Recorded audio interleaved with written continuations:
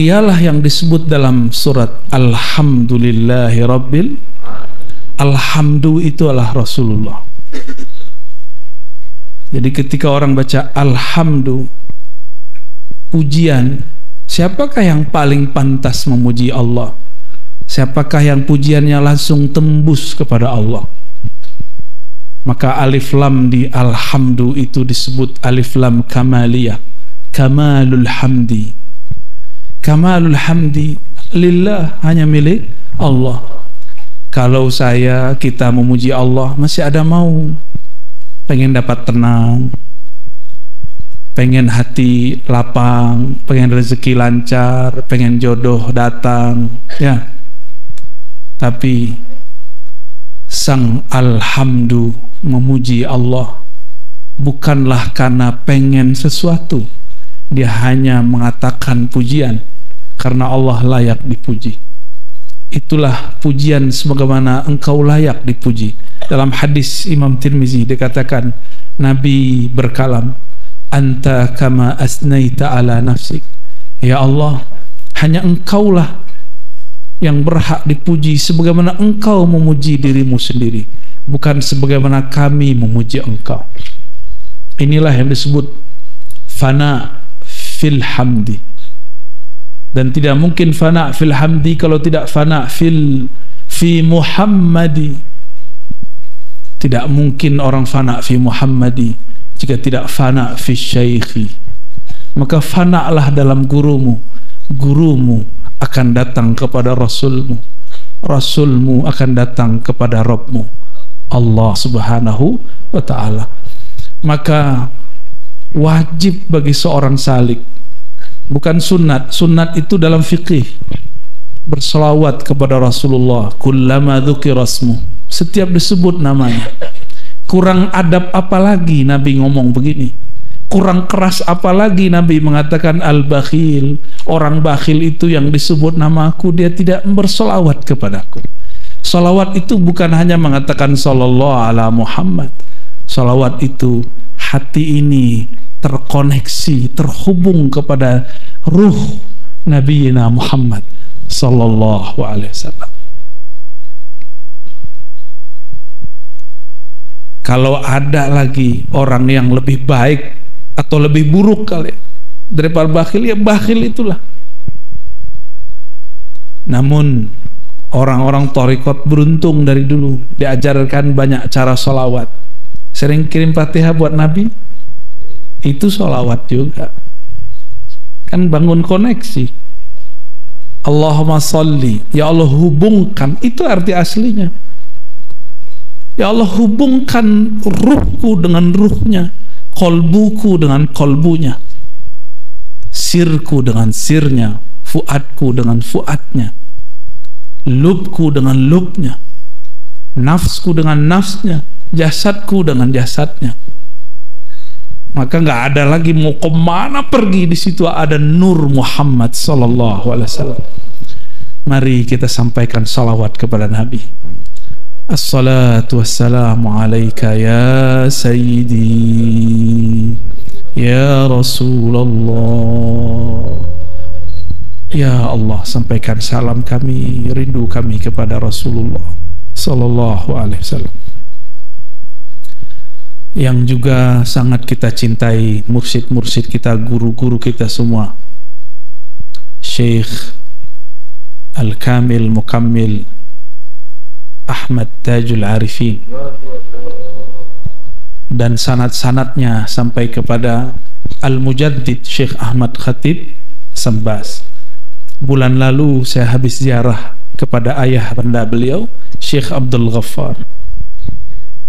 Jadi kita ke Sambas, saya mau ke Kalimantan Barat kedua kalinya karena panitianya bilang Sambas. Wah, ini sanad TKN nih ya, Mujaddid ini. Maka kita berangkat ke sana. Ternyata memang beliau sudah wali dari kecilnya. Jadi Syekh Ahmad Khatib Sambas itu sudah wali sedari kecilnya. Tapi dia gak jadi wali sendiri. Dia seorang yatim piatu. Dia seorang yatim yang membesarkannya pamannya.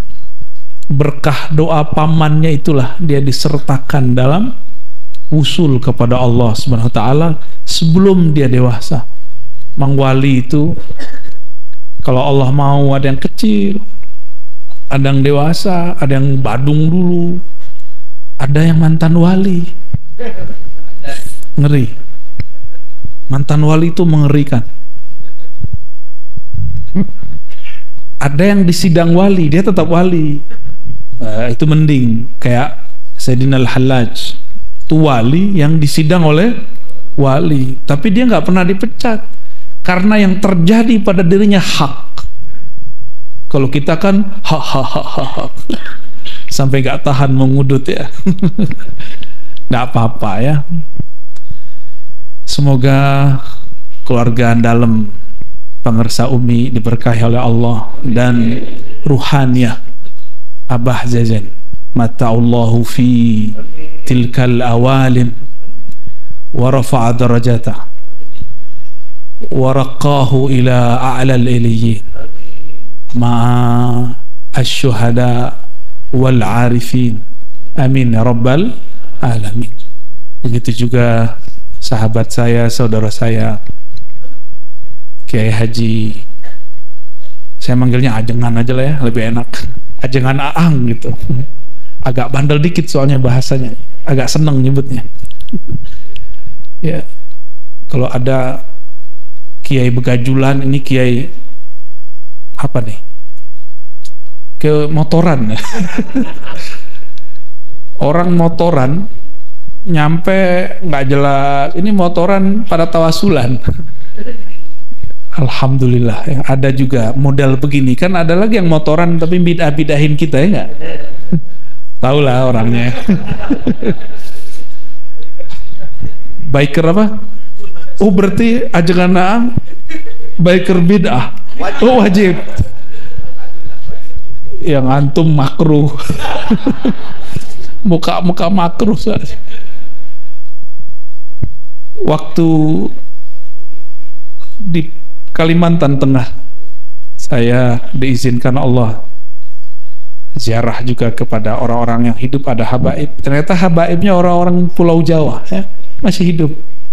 Ngasih hadiah kitab yang syekhnya sudah datang juga ke sini, Syekh Fadil, mentahqiq kitab Sayyidi Syekh Al-Qutub Rabbani, Syekh Abdul Qadir Jailani. Ini pesan dari Nabi Allah Khidir. Kalau nyebut nama Syekh Abdul Qadir, tambahkan Al-Qutub Ar-Rabbani.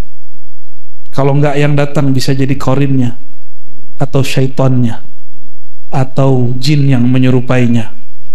Mending kayak ajengan Aang, kalau mimpi dites sama dia dalam mimpi. Serius. Oh ini baru Qadiriyah asli ini. Jadi orang kalau sudah bertorikoh, torikohnya para aulia, dalam mimpi pun dia sadar. Dalam mimpi pun dia bisa ngetes. Yang ngaku-ngaku, ada ngaku mursyid sama dia.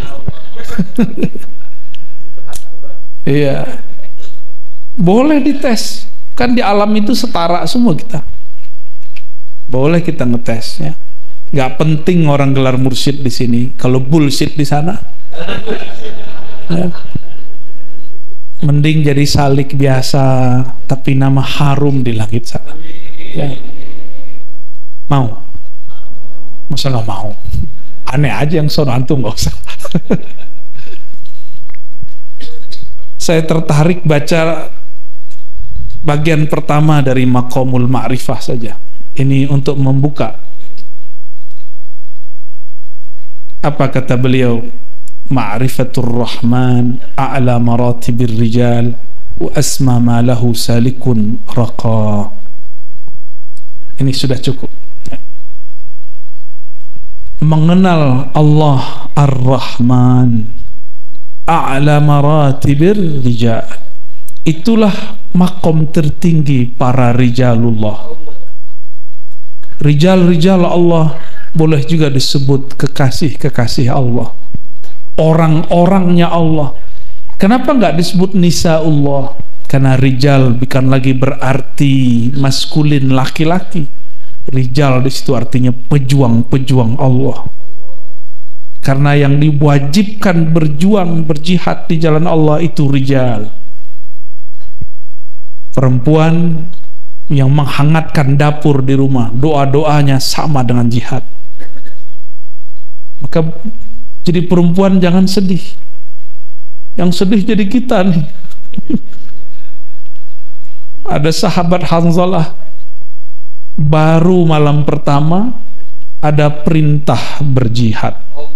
Karena dia rijal, dia langsung mengatakan ke istrinya, "Dek, izinkan abang berangkat." Istrinya juga wali Allah. Jika ini panggilan Allah dan Rasulnya, aku relakan abang kembali kepadanya.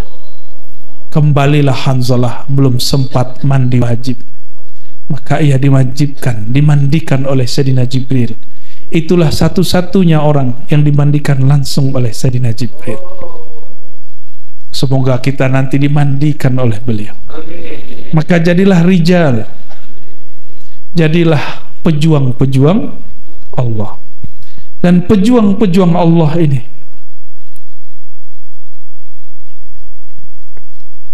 di dalam dirinya hanya ada ma'rifatur rahman. Jika dadanya dibelah, tidak ada kecuali nama Allah.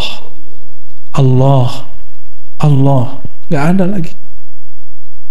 Makanya mereka kalau berbicara kata-katanya berat, karena kolbunya lebih berat dari langit dan bumi. Inilah kalam Sayyidina Musa yang tadinya hampir sempat meremehkan kalimat yang antum baca dari tadi pagi sore. Yaitu la ilaha illallah. Masih ingat hadisnya yang sering dibaca oleh para ajengan kita? Nabi Musa mengatakan, "Ya Rabb, khususkan aku dengan satu wirid." Lalu Allah mengatakan, "Qul la ilaha illallah." Ya Rabb, khusani. Ini diketahui juga oleh orang awam, dijauhi orang khawas. Aku pengen yang khawasul khawas. Ternyata para nabi, para wali itu selalu pengen punya cara yang tidak diketahui oleh wali yang lain. Maka wali itu punya sir dia, punya asrar dia, bainahu wa baina rabbih, yang tidak mungkin dia ifsya, dia sebarkan. Walhasil Allah kemudian menegur Nabi Musa, "Hei Musa, itu kalimah jika kau timbang dengan langit bumi masih lebih berat la ilaha." Jadi lafaz Allah dibuang la ilaha illa, maka isbatlah Allah. Itu sebabnya di akhirnya kita zikir khafi. Inilah yang diajarkan oleh Maulana Syekh Ahmad Khatib Sambas, supaya kolbu itu berat. Maka perhatikan mursyid-mursyid yang berzikir khafi, kalam-kalamnya berat. Namun ingat, jika kolbu belum dibersihkan dari penyakit-penyakitnya, jika di dalamnya ada penyakit kibir sombong, penyakit yang dulu pernah ada pada Thariqat Azaziliyah, masih ingat? Tahun lalu ya. Itu Thariqat keren banget namanya. Ada di Mu'tabarah nggak tuh ajengan? Nggak ada katanya. Itu sanadnya bisa pendek, bisa panjang itu. Bisa buat sendiri. Thariqat Azaziliyah itu kullama zada dzikr, kullama zada dzikru zadal kibru. Itu nggak ada di kitab manapun itu. Itu Thariqat Ma'rifat Azaziliyah. Antum boleh tulis itu. Ini perbedaan Thariqat Al-Qadiriyah dengan Azaziliyah. Kullama zada dzikru zada al-kibru. Kalamnya belum turun barusan ya. Habis tawasulan ke Nabi, tawajuh dikit ngelihat iblis, ternyata ada kalimat ini di kolbunya. Setiap tambah zikir, tambah kiber. Sama-sama ro. Ro itu bahasa Arab itu ujungnya nar. Tapi az-zikr ujungnya nur. Kibr ujungnya nar. Bolak-balik di situ aja. Maka ciri-cirinya setiap kali tambah zikir, tambah merasa thariqat saya paling tinggi. Mursyid saya paling kamil mukammil. Hati-hati. Yang lebih parah dianya. Di sini nggak ada yang kasyaf, saya doang. Ini terjadi. Kasyaf itu mainan, kayak bocah-bocah main-main mobil-mobilan. Itu bukan mobil, baru mobilan. Ya nggak nyampe-nyampe kalau dipakai. Gimana caranya berangkat pakai mobil-mobilan? Ya. Tadi kami telat, ya. Udah macet ya. Alhamdulillah ada patwal. Saya nyeletuk. Kalau ke langit ada patwal, cepet juga kita naik ya. Paham maksudnya? Orang bersanad itu kayak punya patwal. Kalau antum bersanad, minggir semua tuh ya. Ini rombongannya Syekh Abdul Qadir datang. Buka jalan. Kalau masih salik, kalau masih murid, tetap dibuka. Cuma ada yang jumawa saat dipatwalin. Lihat kita, ada yang patwalin, yang lain gak ada. Ada juga begitu. Keren juga thariqat kita ya. Gitu ngomongnya. Seperti orang yang bangga ada di patwal. Dia nggak sadar saat ada di patwal ada orang yang harus minggir. Jika nggak penting-penting amat jangan ambil. Ini terjadi banyak. Baru cuma di patwal udah merasa dirinya sesuatu. Jadi kita jalan tol pun ke langit belum selamat. Karena kebanyakan zikir-zikir kita semua baru pada taraf mukasyafah. Mukasyafah hanya tembus sampai ke kolbu. Itu pun kalau tinggi ya. Sampai ke kolbu udah hebat, rata-rata baru di nafsiyah. Maka latifah yang 7 itu belum tentu latifahnya kolbu. Siapa tahu itu kolbunya kolbu nafs, kolbunya jiwa. Siapa tahu itu ruhnya bukan ruhnya ruhnya yang ada dalam sir. Siapa tahu itu baru ruhnya nafs. Kalau nafs, masih ingat suluknya nafs? Jiwa itu selalu merasa jumawa. Nafs itu ada satu makna di dalamnya, ada nun. Nun itu ada alif yang disembunyikan, yaitu ana. Maka orang-orang yang nafsiyahnya belum dibersihkan sebelum zikrullah, bertambah zikir, bertambah girang dia dengan mainan-mainan nafsiyahnya. Di nafsiyah itu ada kaitan dengan tubuh yang disebut turabiyah. Ini tubuh kita kan turabiyah. Jisim ini namanya jisim turabiyah. Sedangkan jin disebut jisim nariyah. Malaikat punya jisim juga disebut jisim nuriyah. Yang paling sempurna dan lengkap itu jisim kita, jisim turabiyah. Karena turabiyah ini baru berbentuk seperti tubuh kita setelah dicampur-campur dari semua anasir. Jika dulu anasir disebutkan 4, apa aja 4 itu? Air, api, avatar. Bid'ah bener ente. Kita bukan thariqat avatariyah kita ya. Oh gitu. Oh iya. Aneh pengen diajak terbang ah. Iya ya. Kok baru kepikiran kita? Beda ini aja, beda ukuran badan. Yang onok kurus ya ini keres.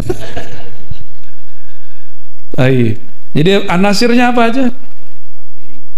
Api, air, tanah, angin. Tapi ini semua baru jadi itu dengan lafaz kun. Kun ini ada dua. Kun kata ahli huruf, kamaliyatun nur atau kamaliyatun nar. Maka mursyid terbagi dua. Ada mursyid yang membawa nur, ada mursyid yang membawa nar. Murid juga ada dua. Ada murid yang mau menerima nur, ada murid yang senangnya dikasih nar. Apa karakter nar? Nar, kalau dekat nar gimana? Panas. Nar itu turun atau naik ke atas dia? Pengen nonjol mulu, berarti antum zikirnya baru naria. Itulah sebabnya jika orang berzikir dengan thariqah yang benar, terbakar badannya, terasalah panas. Ini ngurusin nafsiyah namanya. Jangan takut, cukup diobati dengan sholawat kepada Rasulullah.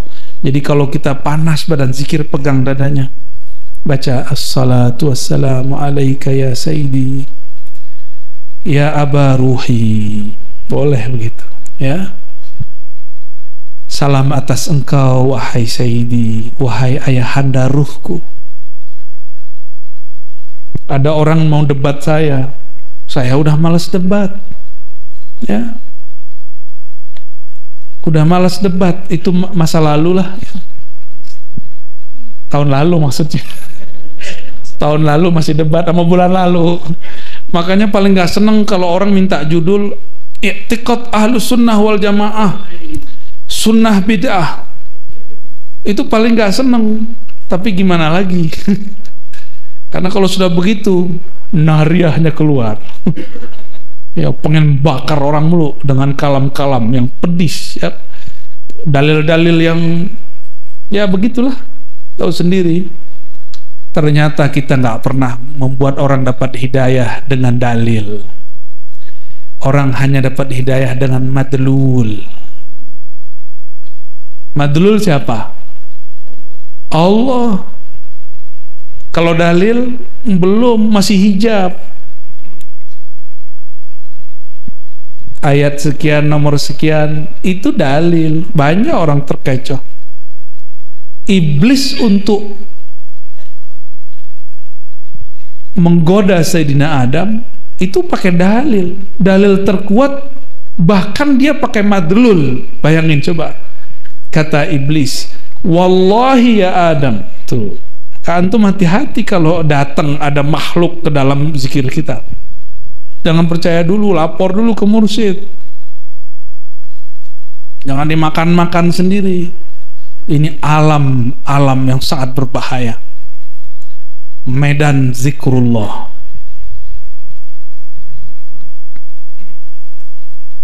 Kalau itu terjadi, di-keep, disimpan, gak usah diceritakan. Takut nanti jadi nariyah, suka pamer. Ya, di sini ada bab afatul auliya, afatul arifin. Gila sekali nih kitab ini. Kok dia tahu wali bisa dipecat ini dari kitab ini? Ya, kalau wali bisa dipecat, mursyid apalagi? Apalagi wakil talqin. Ya salam ya. Maaf ya wakil talqin. Mengerikan ini alam ya. Orang jadi presiden bisa diturunkan, demo semua orang turun, Soeharto turun.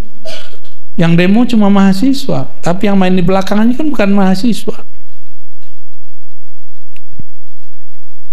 Itu kan walayatul dunia, kewalian dunia. Kalau walayatul akhirah sama. Bisa-bisa makhluk di langit itu demo, ya Allah, ini orang gak pantas jadi wali engkau. Kenapa masih dijadiin wali? Dia tiap kali menyebut nama engkau, zadal kibr, tambah sombong dia. Dia merasa dengan zikirmu dia sakti, padahal yang sakti hanya engkau. Betul-betul berat tantangan kita ke depan. Maka musuhnya thariqat Rabbani ini nanti juga orang thariqat nur, melawan tolikot nar. Maka Nabi mengatakan di hadis Abu Daud, ya, sebaik-baik orang, ya, man qatalahum au qataluhu. Qatala di situ bukan berarti membunuh, ya, bisa berarti berperang, bisa bermakna qatala walaupun lafaznya mujarrad. Kadang ini lafaz boleh berganti-ganti, tabadul. Kadang qatala bermakna qatal, kadang qatala pun tidak bermakna qatala ataupun qatala, tapi makna la'ana. Contoh, qatalahumullahu anna yufakun. Surat apa itu? Kebanyakan zikrullah ya, sampai kebakar hafalannya. Surat apa itu?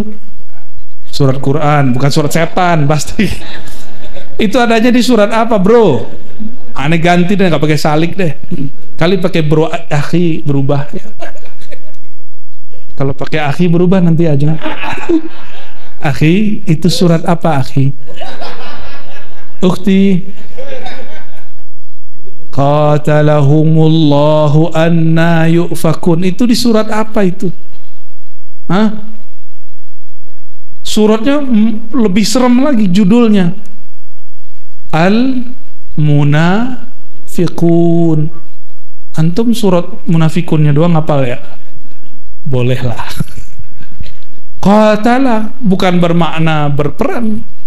Allah nggak layak untuk disebutkan kata perang pada dirinya, karena Dia Maha Kuasa. Semua alam ini tunduk kepadanya. Maka qatala berarti la'ana, ya.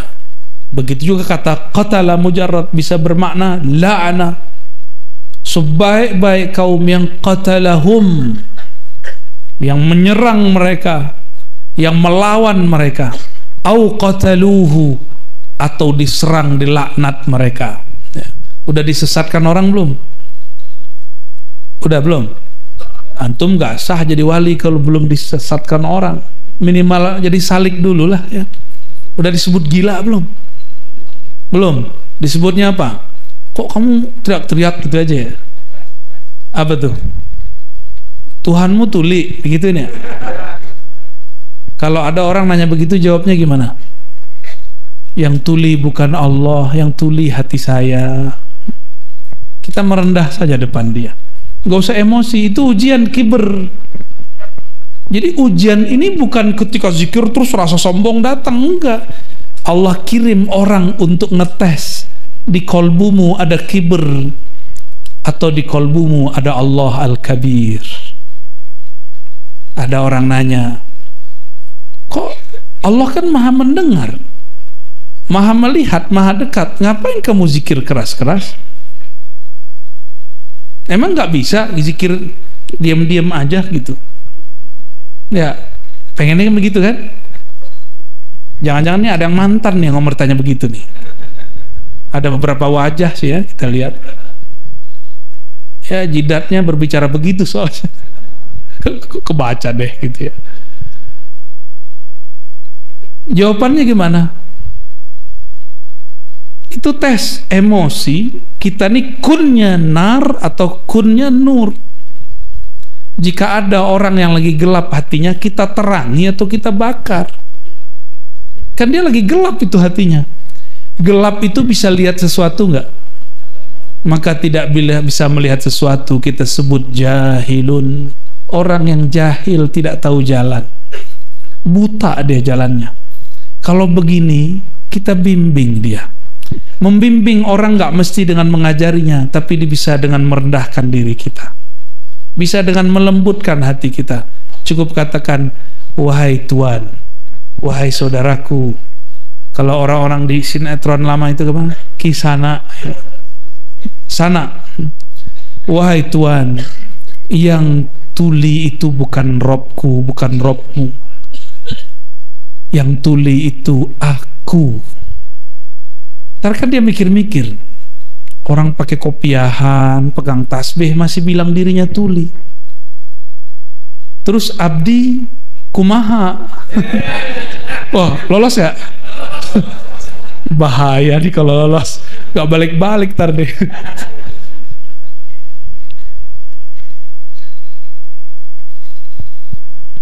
Maka hadirin para salikin salikat, kita ini dalam kitab Al-Ghunyah disebut murid. Tapi jangan lama-lama jadi murid, harus segera jadi murad. Kenapa guru kita menurunkan satu kalimat ilahi anta maksudi, supaya para murid ini naik pangkat, naik kelas jadi murad. Zikirnya tetap la ilaha illallah 165. Di Jakarta ada menara 165, tapi nggak tahu zikirnya itu atau apa ya. Bersana atau tidak saya nggak mengerti, yang penting dia menjulang tinggi. Ternyata di ujung kota ada menara yang sebenarnya. Disinilah tempatnya. Menara 165 itu di sini. Dari tadi awal saya datang, ya Allah, ini kayak Ramadan tiap hari rasanya. Awal datang, la ilaha illallah, gak ada berhentinya. Gak ada berhentinya, seakan-akan ruh ini naik ke alam malakut. Sampai saya tertidur. Gimana gak tertidur? Di terapi. Biasanya orang itu kalau dibekam, bekam itu sunnahnya. Orang tarekat harus dibekam. Mau ngamalinnya? Nabi naik Mi'raj ke langit. Kata Jibril, wahai Muhammad, suruhlah umatmu berbekam. Itu waktu di langit tuh, langit ke-7. Maka disebutlah bekam itu dawa'us samawi. Ad-dawa'us samawi, pengobatan langit. Ini filosofinya nanti nyambung ke zikrullah.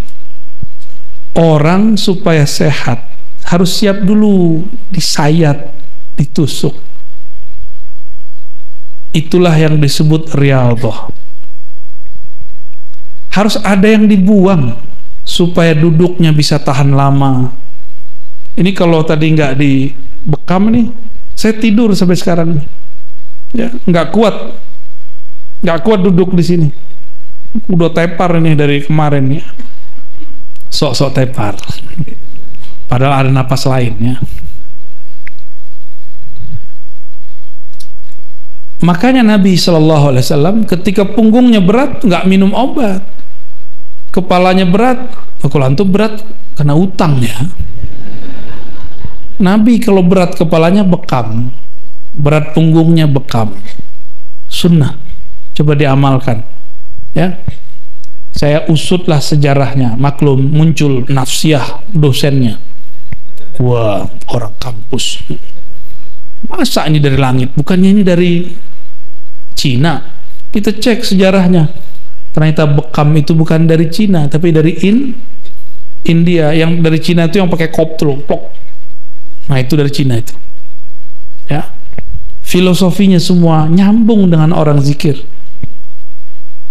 Kalau ingin sehat kolbu, maka harus ada yang dikeluarkan.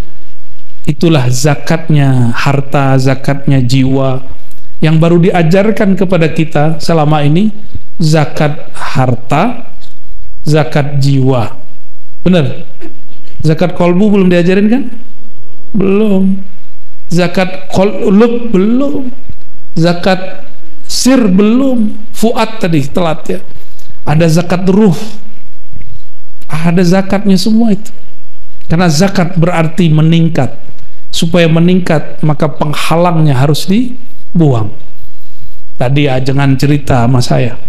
Beliau kalau ada cerita asik semua. Emang tukang dongeng sih ya. Ketika cerita, sampailah cerita di hari-hari awal-awal Abah Jajen ya, qaddasallahu sirrahu wafat. Tahun hari keberapa tuh Hajangan yang antum jatuh? 35. Jatuh udah kayak orang stroke. Kayaknya emang stroke beneran sih ya.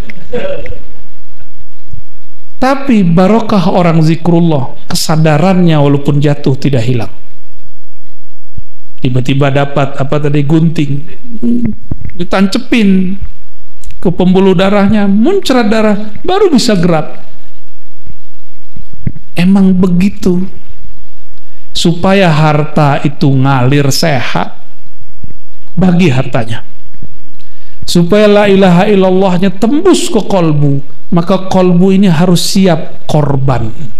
Apa yang dikorbankan? Nafsiyahnya. Karena penghalang seseorang dari kolbunya adalah dirinya sendiri, itu nafsnya. Ini yang paling berat. Maka la ilaha, jangan bayangkan tapekong, berhala, itu mau kejauhan. Ilah itu ananiyah dalam dirimu, kedirian engkau yang merasa membaca, engkau yang merasa bertorikot, engkau yang merasa bermursyid, bahkan engkau yang merasa mursyid atau wakil talqin, engkau yang merasa kolektor ijazah. Ada kolektor ijazah sini? Bolehlah ya. Emang laku ijazah di langit? Tidak laku.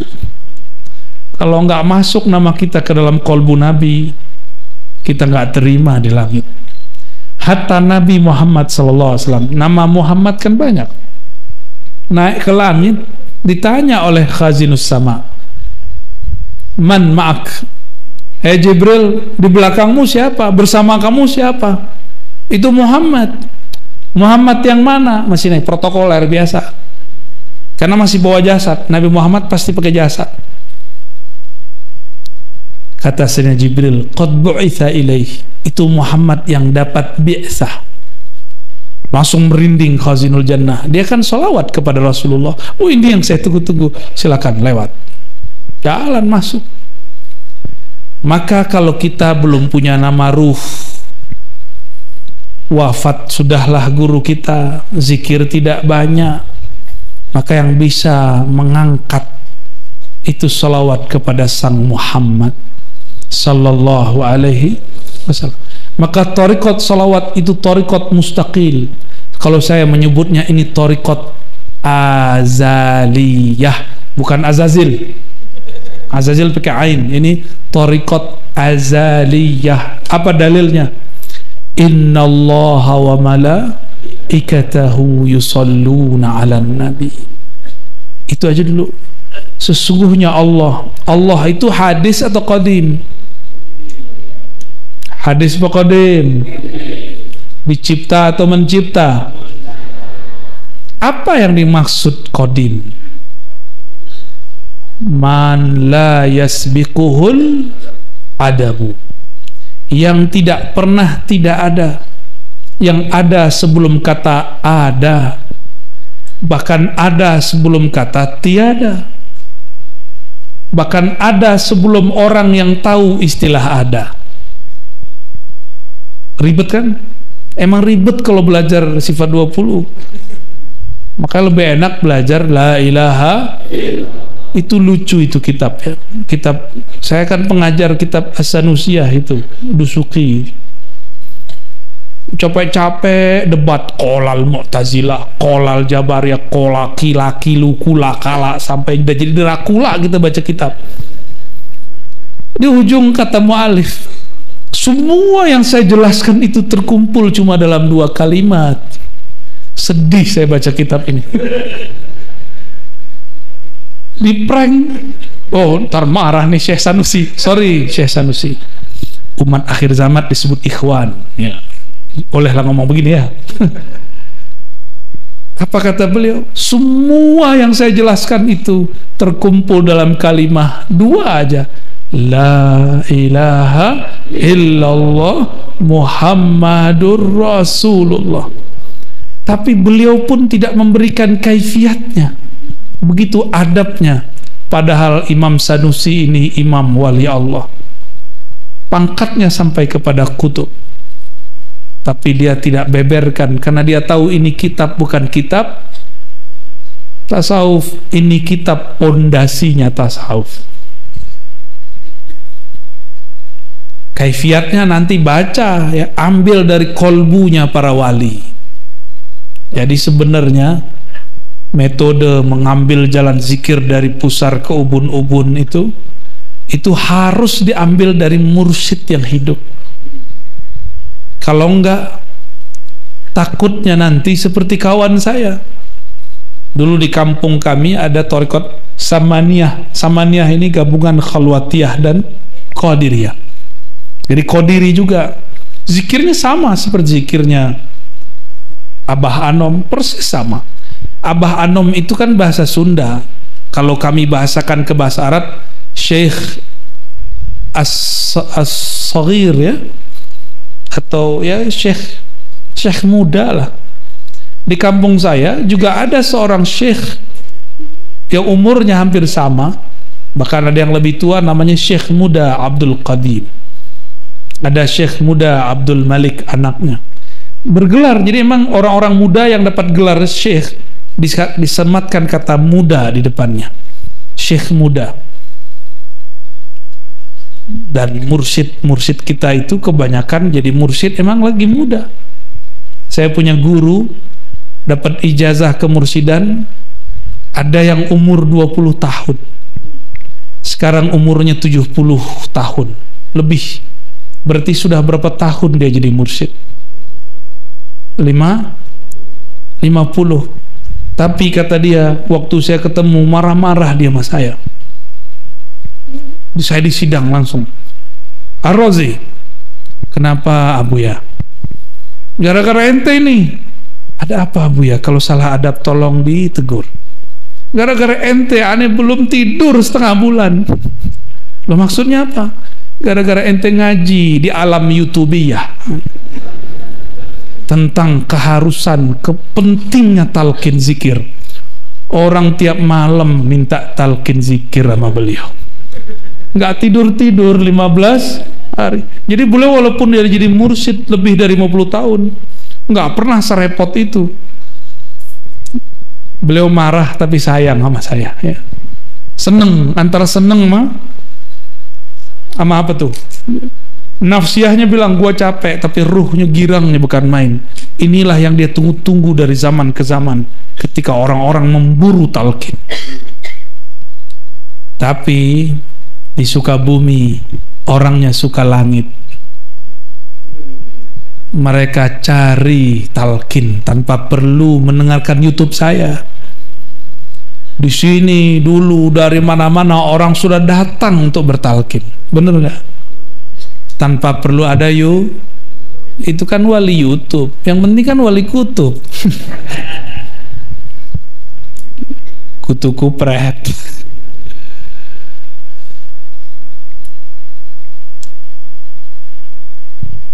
Ketika kita baca la ilaha illallah, saat itulah kedirian ini dibakar. Kalau dia emang susah, bakar aja. Kalau terbakar, makanya ada orang teriak. Kalau cuma la ilaha illallah, ya kadang dia ngikut-ngikut aja tuh ya. Ini apa sih rasanya? Jadi ada orang yang menuhankan rasa, menuhankan rasa jadi berhala. Emang kalau nggak dapat rasa nggak mau zikir ente ya? Kalau nggak ada duk di kolbunya, ada ser gitu ya, nggak ada merinding-merindingnya, nggak mau zikir lagi. Allah bilang ya udah ente nggak usah zikir, ane nggak butuh la ilaha illa ana ya. Makanya sebelum zikrullah, sebelum kenal Allah, Sayyidina Musa diperintahkan, jangankan serbannya, jangankan doktornya, jangankan kemursidannya, jangankan nama torikotnya, sendalnya harus dicopot. Fakhla na'alaik, bertelanjanglah engkau datang kepada Allah dalam makna yang sesungguhnya. Buang kita bisa baca kitab, saya udah khatam kitab apa? Alfiyah. Apa urusannya ente kata khatam Alfiyah sama zikir di sini? Nggak ada urusan. Ya, banyak kok mursyid nggak hafal Alfiyah. Bahkan ada imam nggak pernah ketemu Alfiyah, Imam Syafi'i. Bener nggak? Jangan berhalakan Alfiyah. Ini jadi hijab sama santri. Guru kita ngasih alat, ngasih tujuan. Alat ini kalau sudah sampai kita di tujuan, kita nggak perlu lagi baga-bagain alat. Bisa nggak antum jelasin la ilaha illallah dengan alfiah? Kalau bisa, itu baru teori, baru sisi lughah la ilaha. Ya, kita kan punya kaidah malam yadzuq lam ya'rif. Yang tidak pernah merasakan la ilaha illallah itu, maka dia tidaklah disebut orang yang arif. Maka arif ini ada 4 tingkatannya. Ada arif dengan asma Allah. Inilah kebanyakan salik murid, bahkan mursyid baru di sini kebanyakan. Maka mereka menyembah nama, menyembah angka, menyembah ritual, menyembah khalwatnya. Maka nanti cek aja kalau ketemu, beneran tuh cerita ajengan lagi tuh, aneh didongengin. Anehnya aneh percaya aja. Apa kata dia? Saya ketemu mursyid di sono, nggak usah sebut namanya ya. Si mursyid nanya-nanya, masya Allah, ya torikotnya antum apa gitu ya? Ngeri sekali. Dia nggak tahu yang ditanya macannya. Untung macannya sudah bertorikoh. Kalau enggak, langsung nyakar itu. Ketika dijawab, nah, masya Allah, torikot saya Qadiriyah, Naqsyabandiyah, Abah Anom, Suryalaya. Kalau di tempat di luar sana, kalau orang sebut TKN Abah Anom, orang ngomongnya apa? Ah, torikot ente nggak ada suluknya. Kena dia ya, kena prank. Ternyata mursyid bisa kena prank. Akhirnya bukan jadi mur lagi, jadi bul jadinya. Ini akibat kena bul itu. Dia kira satu-satunya jalan kepada Allah cuma khalwat ala mereka. Khalwat kan macam-macam. Ada 2 khalwat, kata Syekh Bahauddin. Diambil dari kalam Syekh Abdul Khaliq Al-Gujdawani. Diusut-usut ternyata sanadnya kepada Sayyidina Balya bin Mulkan Al-Khidir alaihis salam. Apa kata beliau? Ada khalwah fil jalwah. Ada khalwah fil, apa artinya? Berkhalwat hatimu ketika tubuhmu dalam keramaian. Kolbumu tetap menyebut, memandang namanya, meskipun badanmu berkiblat ke dunia. Udah begitu belum? Aneh aja belum. Jangan ketipu ya. Ini teman saya di prank juga sama mursyid saya, namanya Abuya Syekh Hasan Basri Al-Qadiri As-Samani An-Naqsyabandi. Kata guru saya ini, aku ini tidak punya keramat, aku ini ahli kitab, gak punya keramat, nafsku masih nafs amarah, belum mutmainnah, gak pantas jadi mursyid, gak kasyaf. Itu yang datang rame hari Selasa malam Rabu. Saya waktu itu umur 13 tahun 14 tahun. Selasa depan bener sepi, yang datang cuma Ar-Razi dan Abuhu. Yang lain kita tunggu sampai jam 11, gak ada yang datang. Sepi itu zawiyah, sepi itu surau. Kenapa? Murid-murid ternyata menyembah keramat, mencari karomah. Ketika gurunya mengatakan saya bukan orang karomah, ada murid cari kasyaf, gurunya kebaca semua di hati gurunya, saya tidak ahli kasyaf. Beliau ngomong kalau Ar-Razi, kalau Abah Zezen, Abah Anom, Abuya Hasan Basri itu tidak kasyaf, tapi dikasyafkan oleh siapa? Allah. Nggak ada kita punya kasyaf. Maka kalau ada mursyid mengatakan saya sohibul kasyaf, itu kasyful izar. Itu baru sohib. Tahu izar nggak ente? Mancung mah santri. Mana nih yang nggak santri nih? Karena remen kita nih mantan pemabuk nih ya. Mabuk sama Allah. Ya. Izar artinya apa? Sarung. Nanti pakai celana sih bid'ah. Ya. Kalau kasyful izar mah kita tiap hari ya. Bener kita nih ashabul mukasyafat. Saya baru dapat setelah setahun si murid ini nggak pernah datang lagi. Wafatlah seorang mursyid kami, memang banyak kasyafnya, tersebar kasyafnya sampai ke penjuru negeri. Ketika kami melayat menghantarnya ke pandam kuburan, ke pemakaman, kata beliau, ini orang yang hadir saat itu, saya udah nggak mau lagi datang sama Buya Hasan Basri. Loh, kenapa abang? Nggak kasyaf. Dia terhijab sama kitab kuning. Ya salah. Mursyid dinilai oleh murid. Kira-kira gimana tuh? Tinggian murid ya? Hati ente ya. Ngomong wakil talqinnya ono lebih tinggi dari yang ini. Ente aja jadi wakil talqinnya ya. Mursyid yang ono lebih tinggi dari mursyid yang ini, berarti kita minimal setara sama dia ya. Emang udah setara belum? Ini beberapa kan ada yang ngomong begitu, kan ada laporan ya. Laporannya lewat malaikat ya. Malaikatnya bukan raqib atid, ada malaikat yang lain, nggak boleh disebut namanya ya. Ada murid ngomong begitu, kalau zikir di Sukabumi enak, kalau di Sukaono nggak enak. Ngapain?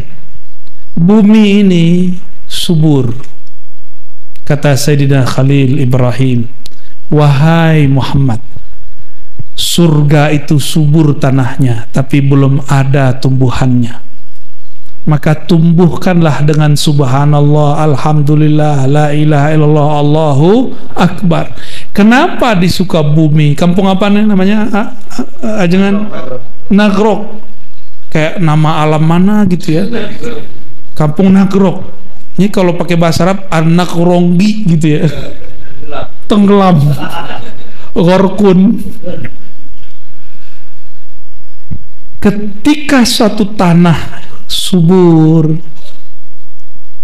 kalau nggak ditumbuhkan pohon, dia tidak ada yang tumbuh, nggak ada kesejukan di situ. Kenapa zikir di tempat ini sejuk? Karena ada yang rajin menanam, ada yang dititipkan lahan, dia tanam terus, ditanam terus, tumbuhlah bukan di ladangnya tanah, tapi di ladang kolbunya murid. Makanya murid setiap kali datang kayak merasa dipupuk, tumbuh lagi, tumbuh lagi. Kalau kita punya tanaman tidak diurus, dia berbuah tapi isinya angin. Kita punya padi, nggak pernah dikasih pupuk, nggak pernah kita bersihin rumput-rumputnya, nggak pernah kita airin. Apa yang terjadi? Apak, hapak, hampa gitu kali ya. Cocok logi, cocok ya? Cocok, alhamdulillah. Hampa bener, nggak ada isinya. Dia berbuah, hanya enak dilihat, tapi tidak enak. Ketika diolah sedikit nggak bisa. Ketika dijemur ngambek, kabur. Coba lihat, ketika padi dijemur, maka berpisahlah mana yang bagus, mana yang tidak bagus. Bukan sebelum dijemur, diapain namanya itu? Ketika kita puter-puter pakai angin itu loh. Di tapian. Aneh dapat kamus banyak hari ini nih. Masya Allah, Allah Maha Kaya, bahasa sangat banyak. Di tapian ya. Itu udah misah. Itu kan guru itu dia putar-putar, itu kincir anginnya, tapiannya untuk mengaduk-aduk murid. Si murid ini ketipu nggak dengan kalamnya, tersinggung nggak dengan ikhwannya, baper nggak dalam khidmahnya. Katanya mau khidmah tapi nggak mau berkorban perasaan. Ente harus korban perasaan kalau khidmah. Jangankan perasaan, kita bahkan korban waktu bersama anak istri, korban waktu bahkan bersama diri kita sendiri. Hak tubuh untuk tidur pun dikurangi kalau khidmah. Bahkan diri kita ini pengen dihormati pun kita bakar semua itu. Kita malah menghormati orang. Itu puncak khidmah. Puncak khidmah ayyakuna salik abdan khalisan mukhlisan. Itulah makom khidmah tertinggi. Inilah makom Sayyidina Anas. Sayyidina Anas tidak pernah minta digaji. Dia khidmah setiap hari. Tapi karena ibunya sangat pengertian, ibunya yang datang, ya Rasulullah, anakku sudah khidmah hampir 10 tahun. Dia sangat tulus cinta kepada engkau. Mohon gajinya nggak usah dikasih, apapun nggak usah diberi, minta doa aja wahai Rasulullah. Nabi kalau doa yang aminin selangit bumi, kira-kira gimana? Antum kalau doa sekamarnya belum tentu diaminkanlah. Apa doanya Nabiuna Muhammad SAW? Allahumma aksir malahu wa auladahu waghfir lahu wa adkhilhul jannah. Ya Allah, ampuni Anas bin Malik, banyakkan anak keturunannya, berarti banyak juga harimnya, berat. Dan yang ketiga, ampuni dia, masukkan dia ke surga. Adakah doa gaji yang lebih hebat dari 3 ini? Dijamin doa di dunia, dijamin dicintai oleh lawan jenisnya dan banyak anak-anaknya, dijamin masuk surga. Ada gaji lebih tinggi dari itu? Maka semua orang khidmah akan berada di belakang barisan Sayyidina Anas, Sayyidul Khadimin, Sayyidul Khuddam, Sayyidnya para pelayan Rasulullah. Kita ini niat kita begini cuma melayani Rasulullah SAW. Kita melayani orang semuanya karena melayani Rasulullah SAW. Gak ada lebih. Kita berharap doa itu juga mengalir pada kita semua. Maka jika ingin hidup berkah dunia akhirat, berkah bukan banyak fulus, bukan. Berkah ketika sang pemberi berkah memandang kepada kita. Sekali Allah memandang engkau, dia selama-lamanya memandangmu. Mau jadi badung, mau jadi apa, Allah tetap pandang dia. Mau dia nakal, ditarik oleh Allah SWT. Mau diganggu syaitan 70.000 syaitan, akan diselamatkan oleh Allah kalau Allah sudah pandang. Dan orang khidmah itu, dia punya 2 senjata dalam dirinya. Pertama, al-yaqin bila syak. Yakin yang tak ada sedikit pun syak kepada gurunya, kepada guru dari gurunya, bahkan Sayyidul Muallimin wal Mursyidin, Sayyidina Nabi SAW. Tapi kata Nabi, dinukil di kitab-kitab ini, ujiannya orang beriman di dunia adalah zalazil, bukan zalazil bumi, zalazil nafsiyah, goncangan jiwa. Itu lebih berat, goncangan, sehingga kita berpikir, apakah benar ini thariqat kepada Allah? Goncangan ini terjadi pada Sayyidina Umar. Sayyidina Umar berkata, ketika beliau hendak menang sampai di kampungnya, lagi girang mau usul ke kampungnya, tiba-tiba ditahan kafir Quraisy. Nabi pun mengalah meskipun benar. Apa kata Sayyidina Umar? Ahakun dinuna arasulun anta. Apakah benar agama ini? apakah benar engkau seorang Rasul? Itu goncangan besar pada Sayyidina Umar. Nanti ketika kita berjuang, berkhidmah, tiba-tiba ada rasa itu muncul. Bener gak ini nih? Ya, nyambung gak sih ini? Ada perasaan itu gelisah. Kegelisahan ini asyaddu min azabin nar. Maka orang-orang di dunia yang berjuang, azabnya didahulukan, yaitu azab nafsiyahnya. Inilah yang disebut al-azab al-adna, siksaan yang ringan. Ringan ini, mending kita disiksa di sini daripada disiksa di sana. Maka berkhidmahlah kepada guru, berkhidmahlah kepada majlis, Allah akan angkat orang-orang itu, ya. Dan yang kedua, apa yang ada pada diri orang yang khidmah? Kalau sudah yakin bila syak, kita sebut dengan tasdik. Dan yang kedua apa? Yang merusak tasdik apa? Syak tadi. Orang sudah jalan, diberi kepercayaan, diberi amanah, yang merusaknya apa? Khianah. Maka orang-orang yang sudah dapat ijazah zikir, udah dapat zikir-zikir asrar, sekarang dia punya tantangan berikut. Apa itu? Khianat. Ini yang paling berat. Banyak murid-murid khianat. Maka kembali ke cerita tadi, ketika majelis guru saya sepi, bertanyalah salah satu dari kawan saya yang masih bertahan tapi sesekali, wahai Tuan Syekh, itu kenapa Abuya mengatakan kemarin tidak alim, tidak kasyaf? Apa jawaban beliau? Persis yang saya katakan tadi.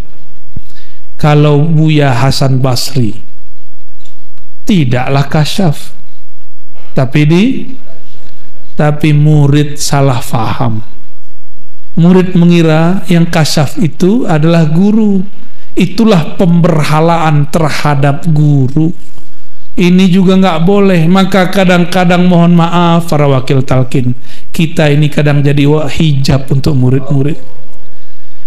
Kita pun harus bertelanjang di hadapan Allah Subhanahu wa ta'ala, supaya murid tidak tenggelam dalam memandang kita, tapi dia tenggelam dalam memandang Allah yang kita sebut. Ini perlu sekali. Ujian orang yang dapat amanah, amanahnya takut diambil. Padahal amanah kan suka-suka yang ngasih. Kalau diambil, ambil aja, yang penting ridho. Gimana? Antum diangkat nih jadi mursyid, terus dicabut, mau nggak? Malu ya? Apa kata dunia gitu ya? Itu nafsiyah yang bermain, ya, nafsiyah yang bermain. Jam berapa nih aja kan? 1 kurang. Waduh, salaman 2 jam.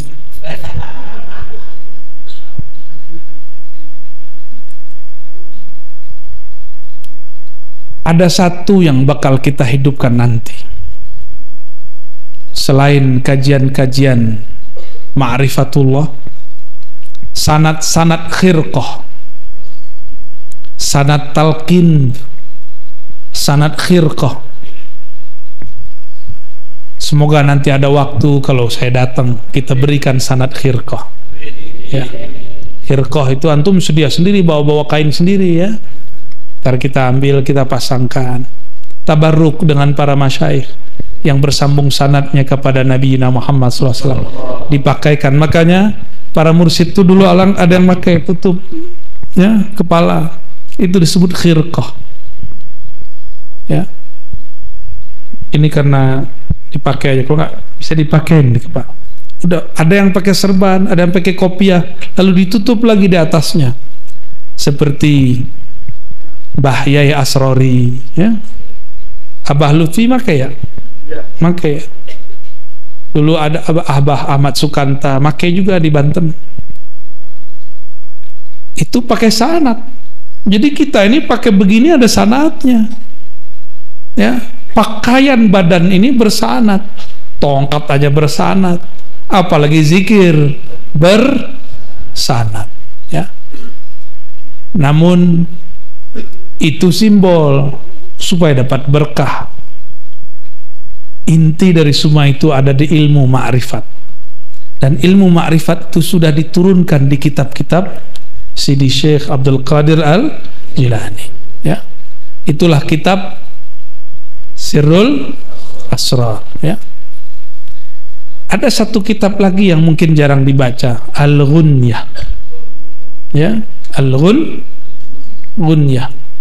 itu kitab menyempurnakan Ihya Ulumuddin. Karena di Ihya Ulumuddin tidak ada satu bab tasawuf mengenai murid dan murad, ya. Murid dan murad.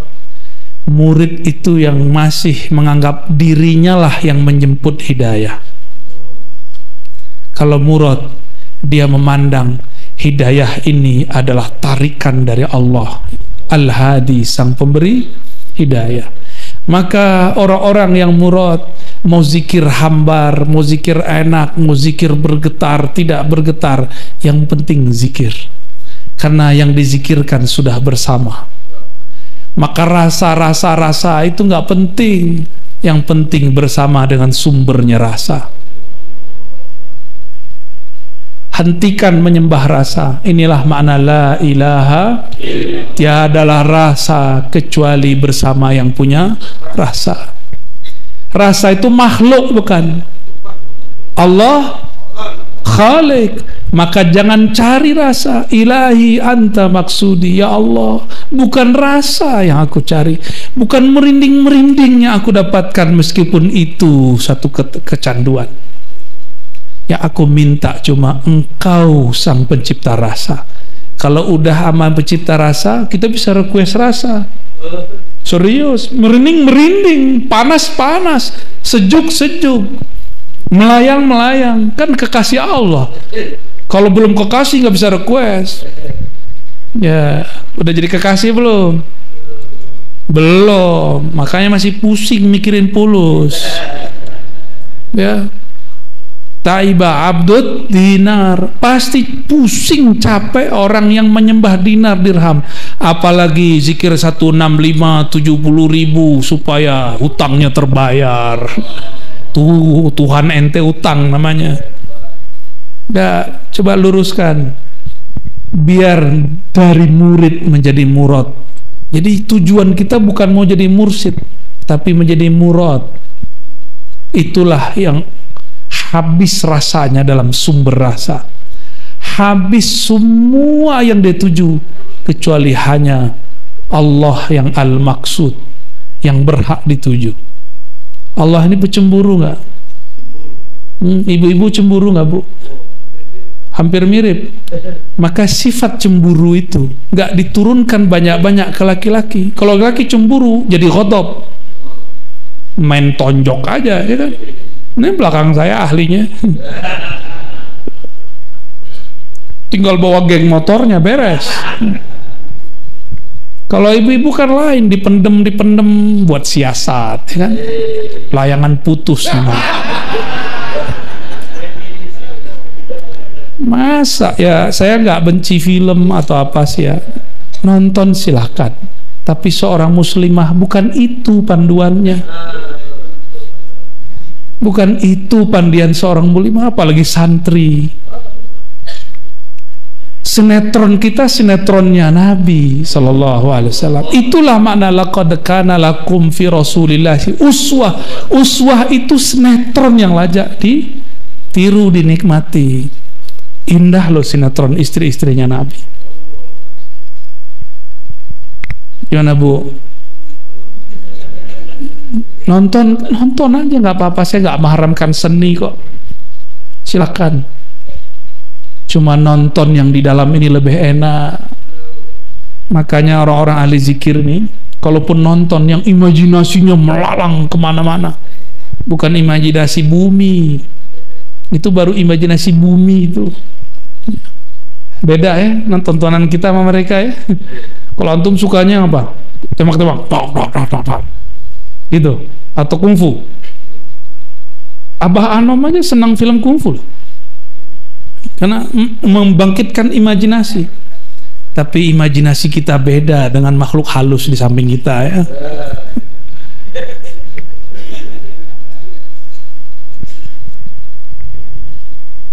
La ilaha. Kalau orang la ilaha illallah berumah tangga, pasangannya bukanlah berhala. Pasangannya bukanlah sesuatu yang dia ingin kuasai. Dia leburkan cintanya dalam cinta Allah. Ya Allah, ini istriku, ini suamiku. Aku serahkan cintaku kepada Engkau. Maka jadikanlah cintaku ini ya Allah, cinta yang Engkau bimbing. Maka kalau orang rumah tangga begini, setengkar-tengkarnya balik, sekacau-kacaunya nanti akan akur. Kenapa? Karena ada campur tangan Allah di situ. Allah lah yang yu'allif baina qulubihim, ya, yang akan mentaklif, melembutkan kolbunya orang-orang. Jadi kalau udah bener nih la ilaha illallahnya, nggak ada bakal ngomong begitu, ya. Cemburu yang berlebihan, nggak bakal ada. Keinginan ingin menguasai, enggak. Kita ini milik Allah. Sama laki-laki ini kan lucu, Nabi Ibrahim, Nabi Muhammad budak jadi istri. Kalau yang depan saya nggak tahu nih istri jadi budak kali ya, beda ya. Maka ikhwan fillah, semua ikhwan, para salikin, salikat, muridin, muridat, benarkan la ilaha illallah, habiskan ananiah kita, habiskan cemburu, cinta, rasa, bahkan habiskan gelar, habiskan pintar, habiskan kitab dalam kalimat la ilaha, habis semuanya illallah, barulah berdiri kalimatullah di dalam diri, barulah benar izzah itu milik Allah, milik Allah. Inilah yang disebut uzkurullah, ingatlah Allah, la'allakum tuflihun, semoga kalian beruntung. Orang-orang inilah yang beruntung jika Allah sudah bertahta dalam jiwa, Allah sudah menatap nama, oh ada namaku dalam dirinya. Allah tidak tega kalau kolbu ini tersusahkan sedikit oleh harta. Sama jika ada seorang kekasih Allah diganggu oleh hamba-hamba yang lain, Allah tidak akan biarkan si hamba sekasih ini diganggu. Man adali waliyan faqad azantuhu bil harb. Ganggu ahli zikirku, aku makar kepadamu. Hatta pasangannya bisa begitu, hatta tetangganya, dia nggak perlu turun tangan, Allah yang turun tangan. Jadi kita nggak perlu serang-serang orang pakai hizib, nggak perlu serang orang pakai tahlil, baca la ilaha illallah tembak, itu nggak perlu ya. Itu norak begituan. Wali itu nggak perlu nembak, Allah yang jaga dia. Kalau kita masih jaga diri kita dengan kalimah akan berakhir dengan kebisuan. Ada yang bisa baca tahlil 165 setiap saat? Coba lagi kerja aja lepas kok, lagi nyetir aja lepas kok.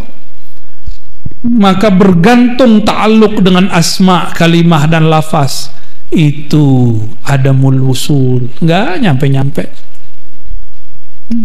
Maka saya tutup kajian ini dengan satu kalimat, la ilaha illallah. Habiskan la ilaha, tersisalah illallah. La ilaha itu nafi, illallah itu isbat. Kemukakan isbat, Allahu la ilaha illa hu, putuskan dengan hu, karena hu itu adalah sir dari kata Allahu. Hu itu ketika dirimu hilang, ketika duniamu habis, yang ada hanya dia yang berdiri sendiri. Kul hu, ketika sudah hu baru ada Allah, ketika ada Allah barulah terasa ahadiyah di dalam diri, baru disebut ahlu tauhid yang hakiki. Semoga bermanfaat ya. Semoga bedah kalimah la ilaha illallahnya terasa, Karena inilah oleh-oleh Rasulullah, oleh-oleh wali-wali Allah. Kita yang bukan siapa-siapa cukup menikmatinya. Nas'alullah bila ilaha illallah ayutsabbita qulubana.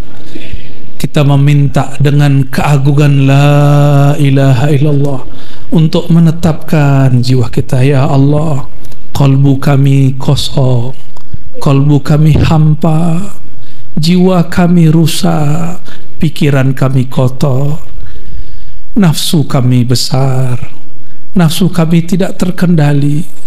Tapi Engkau ya Allah maha menguasai. Engkaulah Rabbul Alamin. Engkaulah penguasa jiwa kami. Engkau yang menguasai kalbu kami. Engkau jualah yang dapat memasukkan kalimah itu kepada kami.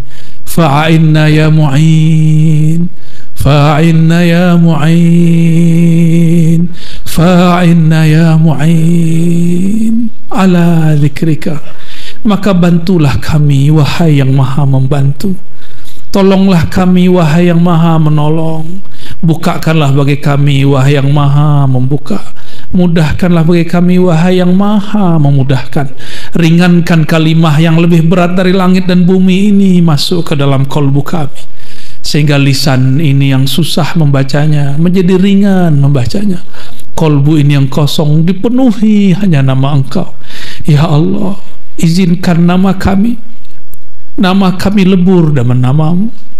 Kalbu kami menjadi istana nama-nama, istana subhanallah, istana alhamdulillah, istana Allahu akbar, istana la ilaha illallah, istana la haula wa la quwata illa billah. Ya Allah, ampuni guru-guru kami, ampuni orang-orang yang mendidik kami, maafkan khidmah kami yang tidak sempurna, karena hanya Engkau yang maha sempurna. Maafkan jika kami masih bertanya-tanya, benarkah ini jalan kehadirannya? Maafkan jika nafsiah kami masih meronta-ronta, karena kami masih hamba-Mu jua, ya Allah. Ya Allah, jika kami tersesat, kami terhina, kami akan lemah dan tersiksa, ya Allah.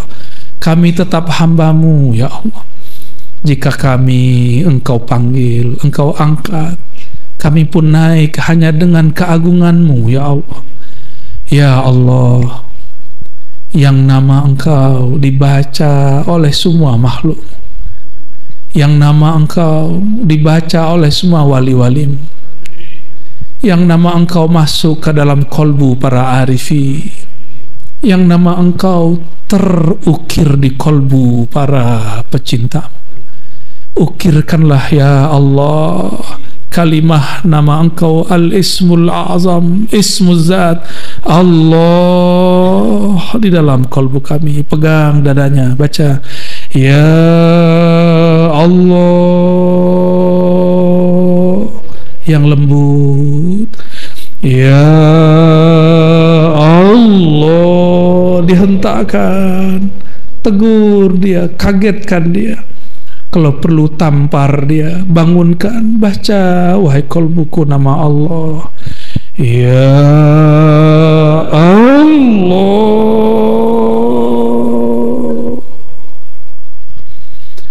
Ahad Ahmad Muhammad Al-Mahdi. Al-Fatihah.